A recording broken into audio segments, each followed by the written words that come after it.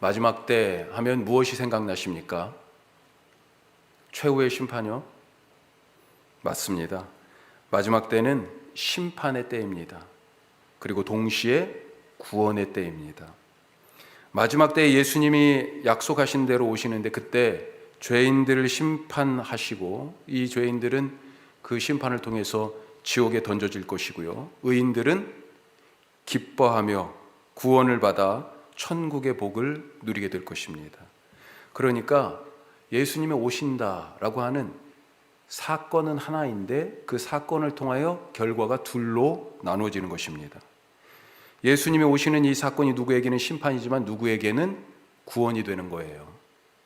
심판 속에 하나님의 구원이 감추어져 있다 하는 것입니다. 요한계시록이 하나님이 사탄과 그의 하수인들, 원수라고 부를 수 있겠죠. 이 원수들을 무찌르는 드라마틱한 그런 장면들로 가득 차 있습니다. 세 개의 심판 시리즈가 세 개가 연달아서 나와요. 7 봉인, 이 봉인을 하나씩 떼거든요. 그때마다 심판이 있습니다. 7 봉인의 심판, 7 나팔의 심판, 7 대접의 심판. 이 7번이나 계속되는 심판이 세 세트로 시리즈로 나와요.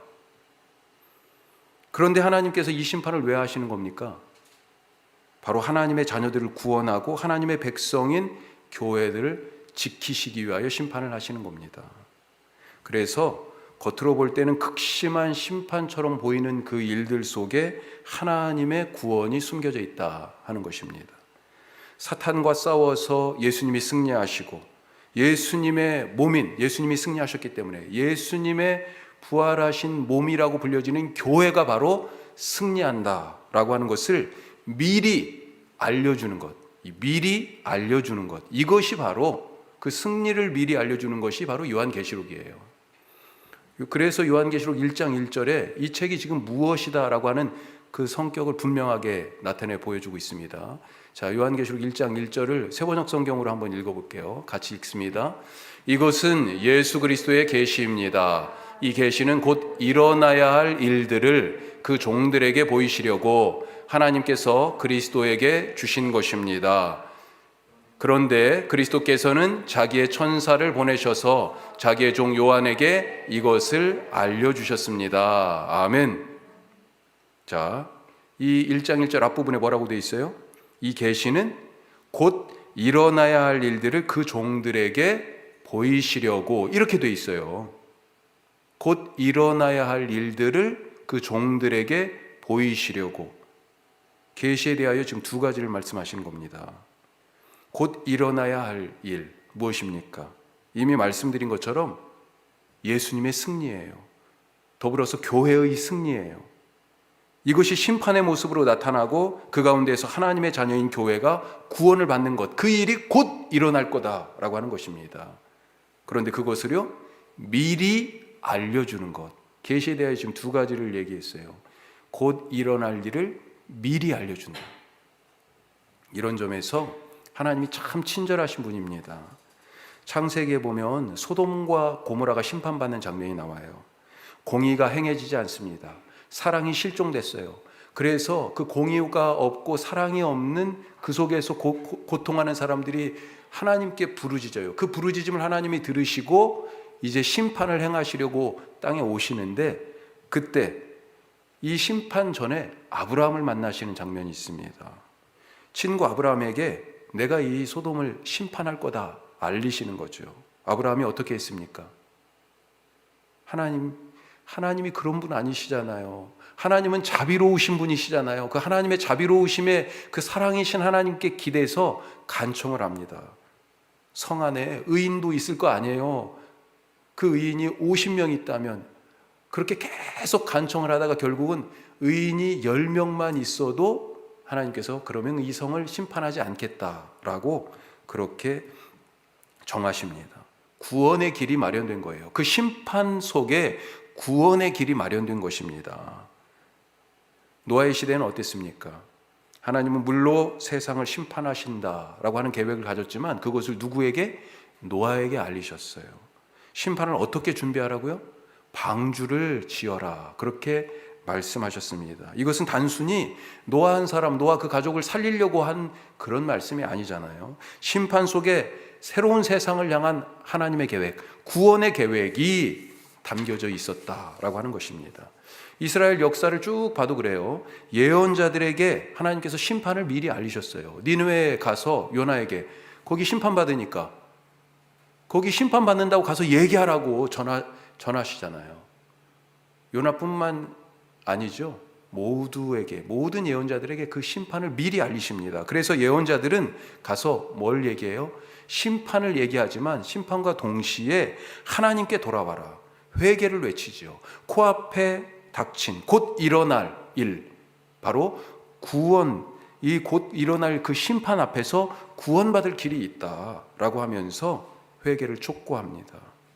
똑같이 우리가 살고 있는 이 마지막 때에도 하나님께서 최후의 심판을 준비하고 계십니다.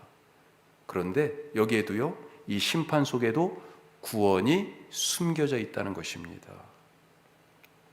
따라서 우리는 심판을, 이 마지막 때를 두려움으로 맞이할 것이 아니라 그 속에 감추어진 구원을 보면서 소망을 갖고 기뻐해야 한다 하는 것입니다. 뿐만 아니라 하나님이 우리에게 노아처럼, 아브라함처럼, 예언자들처럼, 그리고 오늘 말씀을 듣고 우리에게 전해주는 이 요한처럼 우리에게 미리 이것을 알려주셨음에 감사할 수 있기를 바랍니다. 자, 요한계시록은 그래서요, 두려움의 책이 아니라 희망과 기쁨을 주는 구원의 책이고요, 베일에 쌓여있는 책이 아니라 지금 미리 알려주신다고 그랬잖아요. 이건 뭐 하나님 일부러 꽁꽁 감싸려고 하는 책이 아니에요. 여러 상징들이 나오지만 이거는 뭔가를 말하고 싶은데 말하고 싶진 않아, 이거 아니죠. 하나님께서 우리에게 더 잘 알려주시기 위하여서 사용하고 있는 장치와 수단이에요. 사실은 우리가 더 잘 알도록 보여주시는, 이 보여주시는 것을 뭐라고 얘기해요? 계시라고 얘기하죠. 계시. 더 잘 알도록 보여주시는 책이다라고 하는 것입니다. 자, 심판 속에 담긴 이 구원을 미리 알려주시는 이 계시의 말씀을 지금 누구에게 하셨습니까?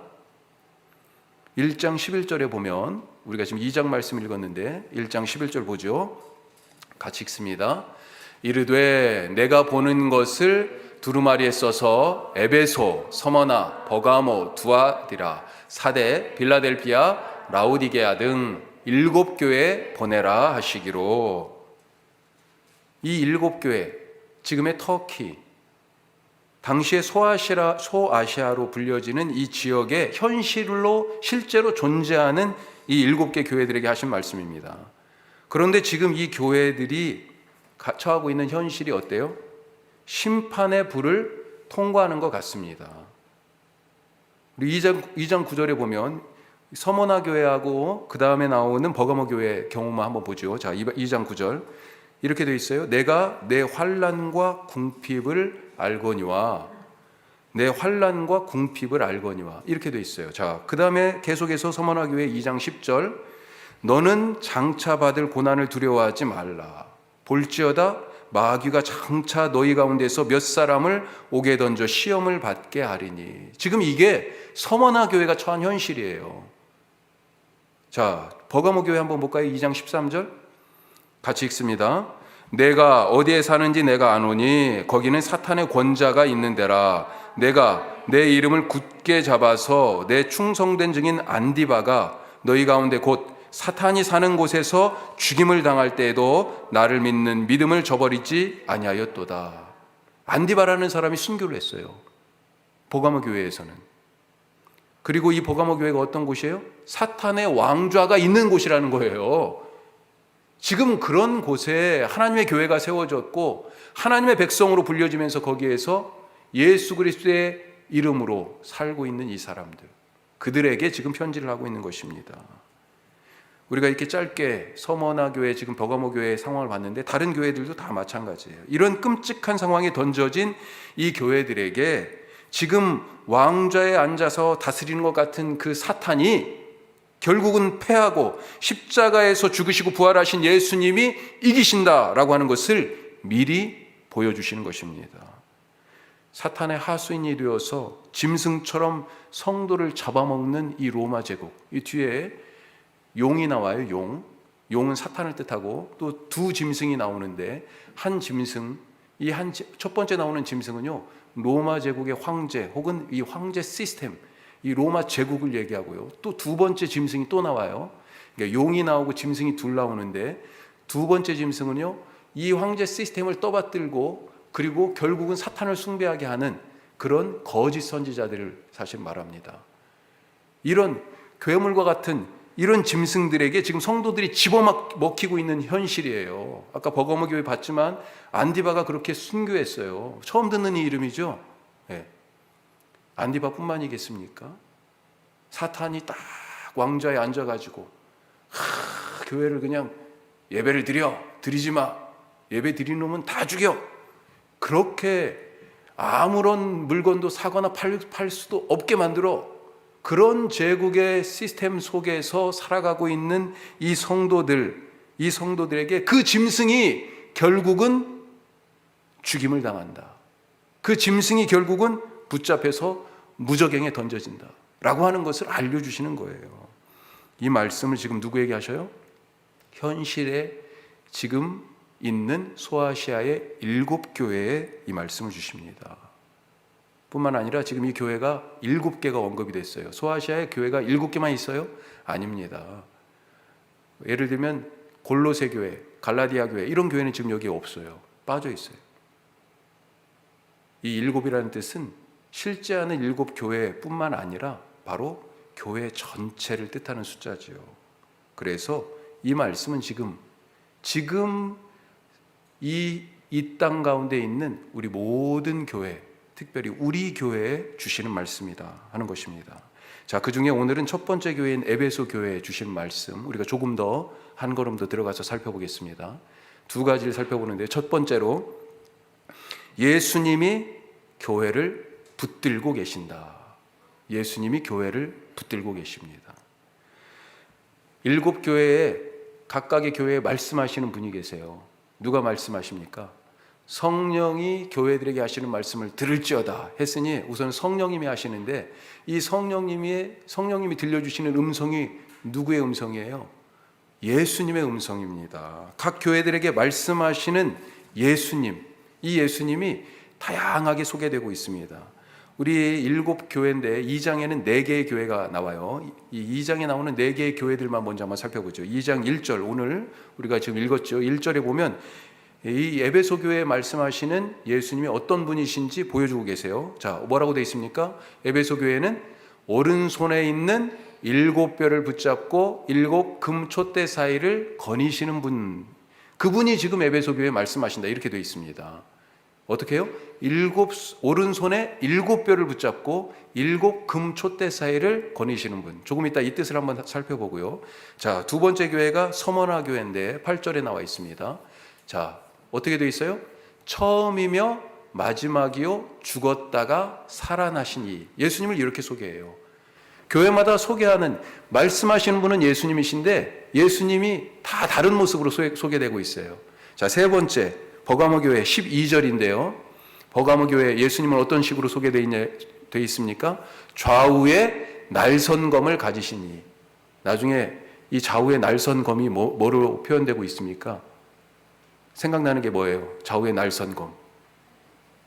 바울이 성령의 검을 가져라 그러면서 이 성령의 검이 곧 하나님의 말씀이다 이런 얘기를 하죠. 이 뒤에서도요, 이 표현이 다시 또 등장하는데 좌우의 날선검은 바로 예수님의 이 말씀의 능력이에요. 예수님의 말씀으로 누구를 살리기도 하고 좀 죽이기도 하시는 거죠. 누구에게는 그것이 심령과 골수를 찔러 쪼개는 그런 날카로운 말씀이 돼요. 자, 또 18절에 보면 두아디라 교회 나와요. 두아디라 교회에 어떤 예수님 모습이 나옵니까? 그 눈이 불꽃 같고 그 발이 빛난 주석과 같은 하나님의 아들, 그분이 지금 말씀하신다는 거예요. 자, 무슨 말이에요? 현실에 있는 이 교회들에게 곧 일어날 일, 바로 교회의 승리, 이 고통당하는 교회의 승리를 예수님의 승리로 지금 주신다라고 하는 이 곧 일어날 일에 대하여 미리 보여주시며 말씀하시는 그분이 바로 누구세요? 예수님이십니다. 예수님. 교회에게 말씀하시는 분이 예수님이에요. 왜 예수님이 교회에게 말씀하십니까? 교회의 주인이 예수님이시기 때문입니다. 따라서 교회는 누구의 말도 들어서는 안 됩니다. 오직 예수님의 말씀을 들어야 합니다. 세상을 살아가는 여러 처세술이 있지 않습니까? 내 인생의 앞날에 대한 조언 참 많습니다. 그런 책들도 많고요. 요즘은 유튜브도 찾아보면 엄청나게 진짜 유익한 것들이 많아요. 그런데 그런 많은 말들이 있지만 누구의 말을 우리가 들어야 되겠습니까? 예수님의 말을 들으실 수 있기를 바랍니다. 그래서 기도하는 것입니다. 그래서 말씀 읽는 거고요. 목사님, 말씀에요, 사업 어떻게 하라고 나와 있는 건 아니잖아요.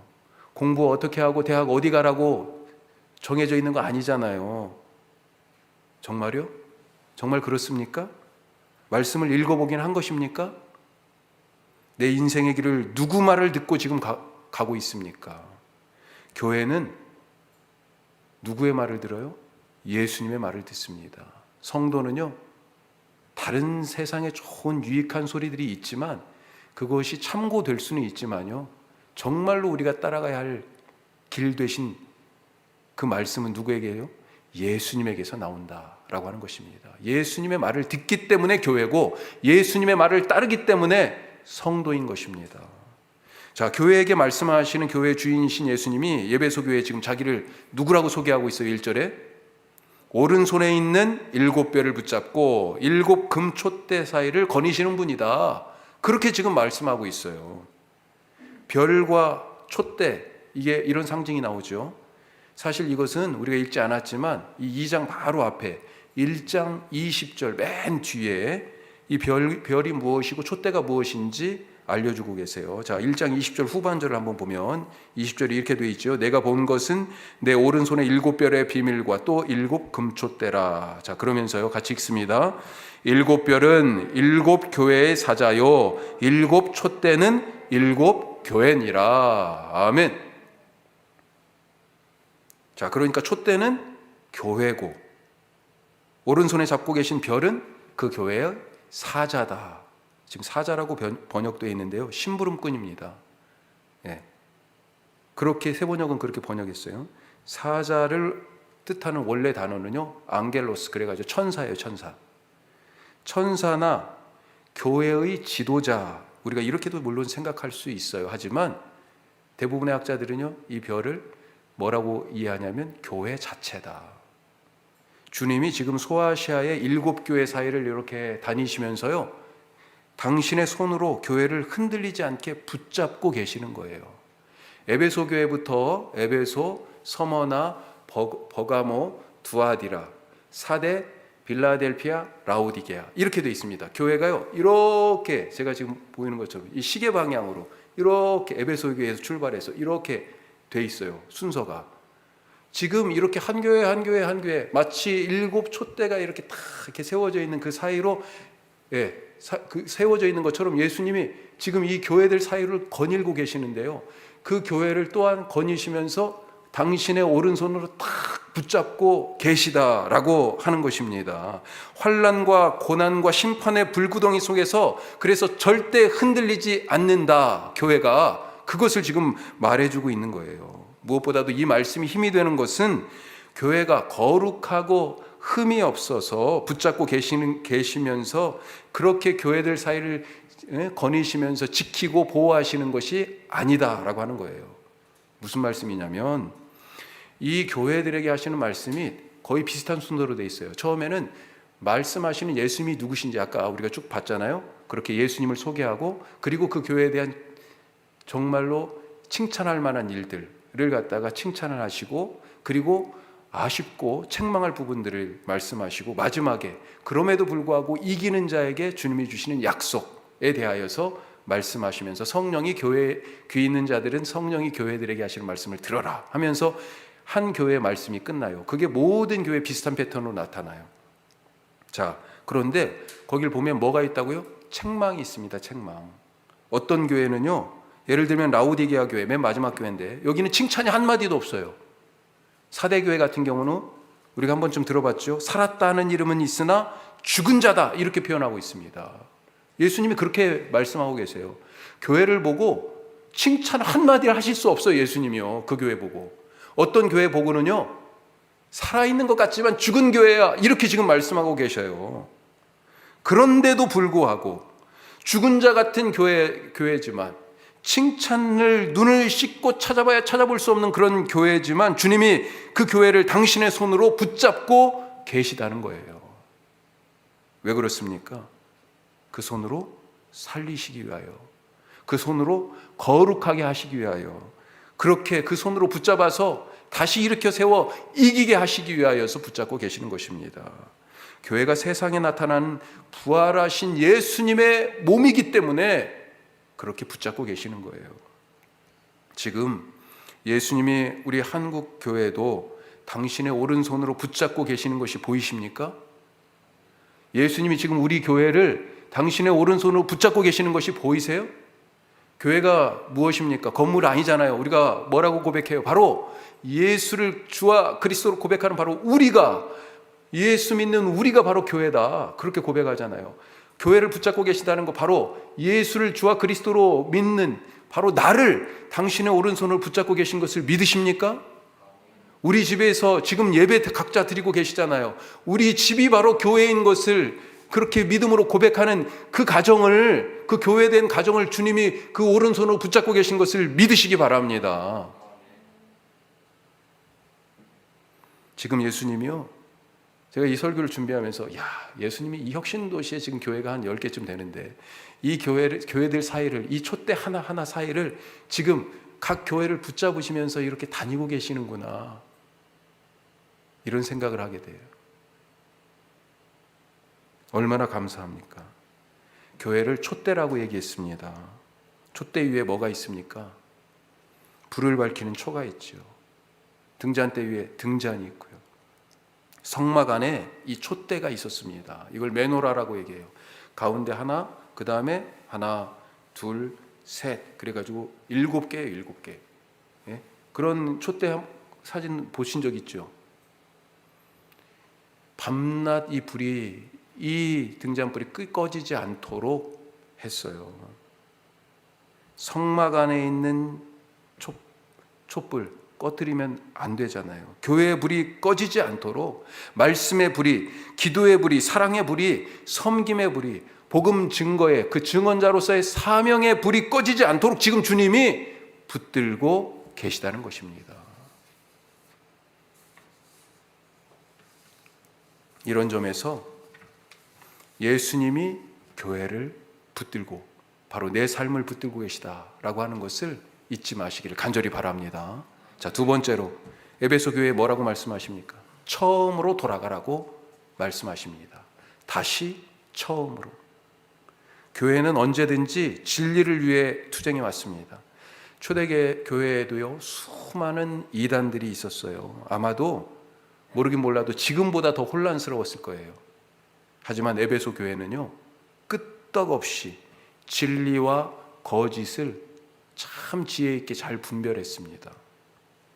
사도행전 18장에 에베소 교회가 이제 처음으로 세워지는 그런 장면이 나옵니다. 그리고 그 이후에 많은 사람들이 이 에베소 교회를 섬겼고 거기에서 목회를 했어요. 브리스길라와 아굴라 부부, 이 사람들은 로마에 원래 있던 평신도들입니다. 그런데 황제가 쫓아냈어요. 다 유대인들, 기독교인들을 다 쫓아냈습니다. 그래가지고 결국은 오다 에베소까지 오게 된 거죠. 바울이 같이 세침에 있다가 이 브리스길라와 아굴라 부부에게 맡겨놓고 그리고 떠났습니다. 그리고 이 브리스길라와 아굴라 부부가 또 아볼로에게 예수님에 대한 복음을 증거도 했고, 또 아볼로도 그래서 잠시나마 에베소 교회를 섬겼고요. 그 이후에 바울이 다시 왔어요. 2년간이나 이 에베소 교회를 섬기면서 여기에서 말씀을 가르쳤습니다. 그 뒤에요, 디모데가 또 와서 에베소 교회를 섬긴 흔적이 있고요. 초대교회 교부인 이레니우스에 의하면 오늘 이 요한계시록에 이 사도 요한이 오랫동안 에베소 교회를 섬겼다, 그렇게 말하고 있습니다. 자, 그러니까 이 교회, 이 에베소 교회가 말씀 하나는 아주 탁월하게 잘 배웠다는 거예요. 참 복받은 교회죠.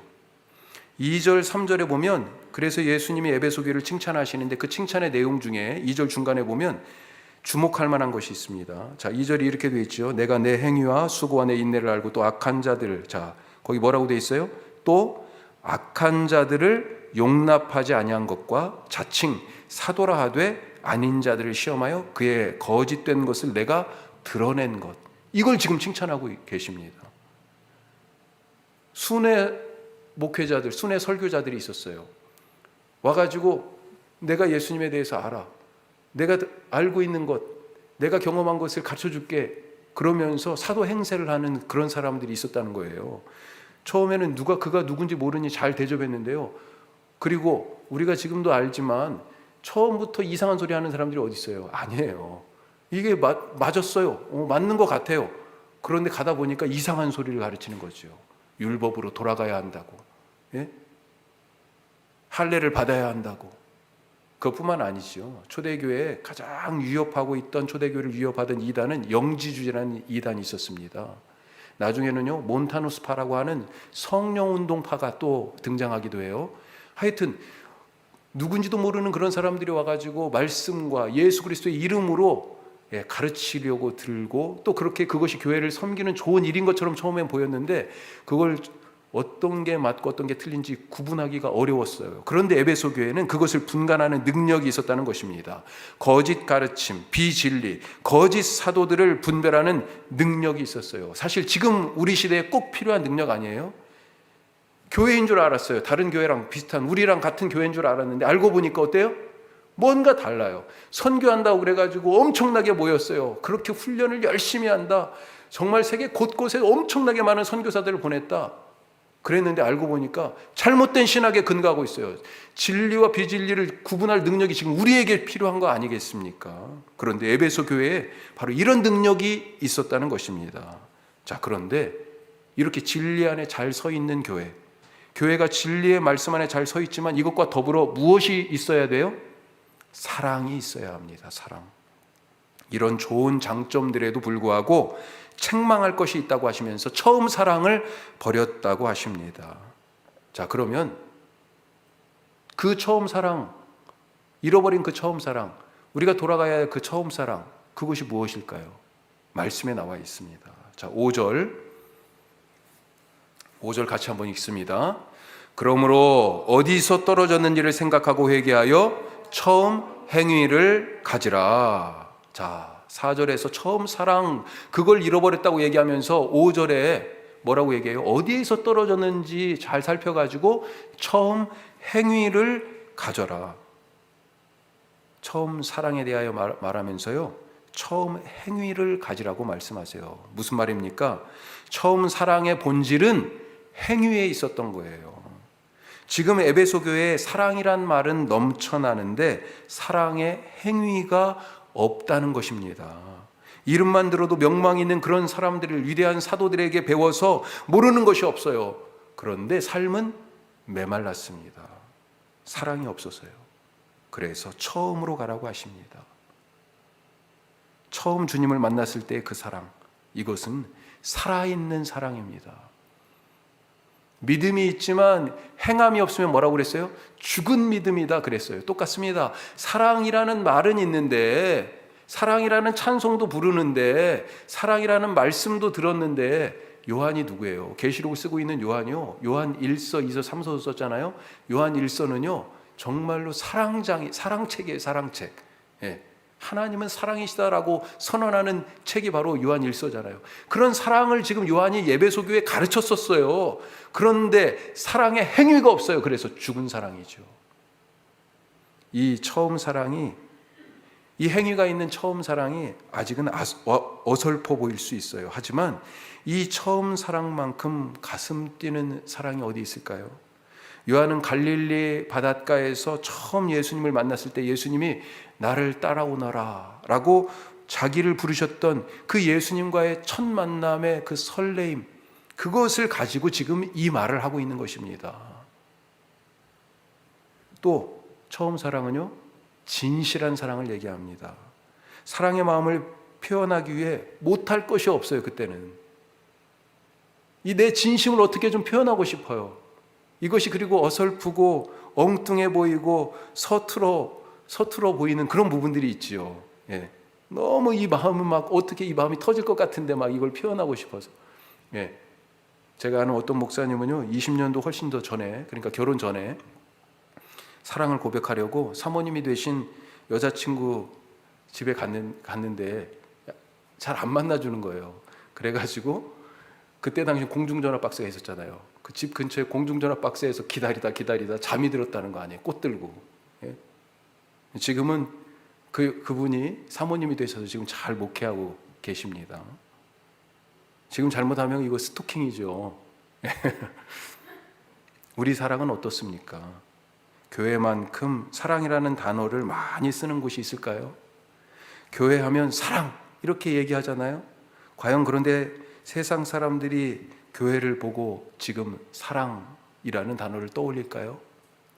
교회가 베푸는 것 이거 다 꿍꿍이가 있어서 그렇게 생각하지 않습니까? 진실하지 않다는 것입니다.